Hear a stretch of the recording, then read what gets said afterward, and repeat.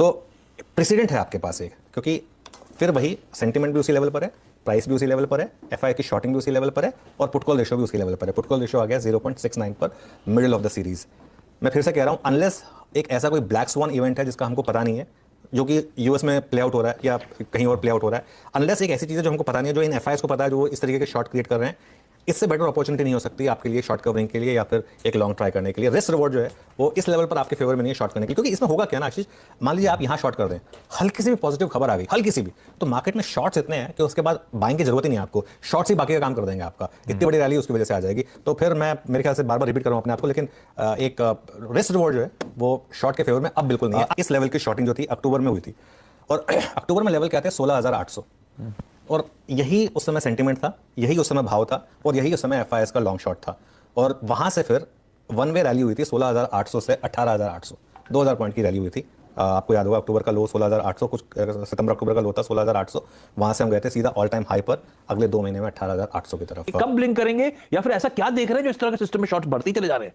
और देखिए एक चीज है, हम लगातार जब 75% शॉर्ट से तब से कह रहे हैं कि शायद शॉर्ट कवरिंग आएगी, शॉर्ट कवरिंग आएगी, वो 75 का 77 हुआ, 70 का 80 हुआ, 80 का 85 हुआ, 85 का 87 हो गया, और लगातार सेलिंग एफआईएस की बढ़ रही है। कल भी इंडेक्स फ्यूचर्स में 1480 करोड़ की सेलिंग हुई है इंडेक्स फ्यूचर। जब तक 17,440 क्रॉस नहीं होता तब तक टेक्सचर मार्केट का सेल ऑन रैली रहेगा। बड़ी ट्रेड आपकी जो ट्रेडर की है वो सेल ऑन रैली की। देखिए एक डिफरेंशिएट करना बहुत जरूरी है between trade and investment. Trade अभी भी सेल साइड की वर्क कर रही है सेल ऑन रैली, और हो सकता है पहला गैप अप आज फिर सेल हो जाए, ये एक आज मार्केट में रिस्क है। तो एक अप्रोच जो ट्रेडर की अप्रोच जो रही है, ट्रेडर की अप्रोच रही है सेल ऑन रैली, क्योंकि वो सेल ऑन रैली अप्रोच ने ट्रेडर के लिए काम किया है। और आज अगर गैप अप्स में आपको इंडिकेशन दिखे कि सेल हो रहा है तो शायद काम करे।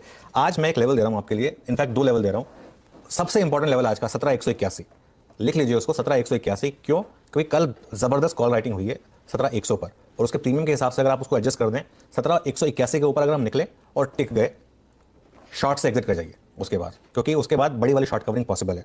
तो मार्केट आपको एक मौका दे रहा है। अगर 17,242 निकल गया तो होगी बड़ी वाली शॉर्ट कवरिंग, जिसे कहते हैं जो मतलब भयंकर वाली शॉर्ट कवरिंग होती है ना। तो ये जो जोन है 17,181 से 17,242, आज आपके आज आप नोटिस करिएगा आज के ट्रेडिंग सेशन में गैप अप के बाद इस जोन में थोड़ा सा निफ्टी फंसेगा 17,180 से 17,240 में। अब मुझे लग रहा है कि बाय ऑन डिप्स की अप्रोच रखनी चाहिए आपको। और सबसे इंपॉर्टेंट लेवल बैंक निफ्टी के लिए कौन सा है? 39,785 का। मुझे लग रहा है कि आज शायद उसको क्रॉस करने की कोशिश करेगा बैंक निफ्टी। वो क्या है? 39,500 की कॉल राइटर के लिए सबसे इंपॉर्टेंट पेन पॉइंट। अगर 39,785 रिजेक्ट हुआ आशीष तो शॉर्ट करें।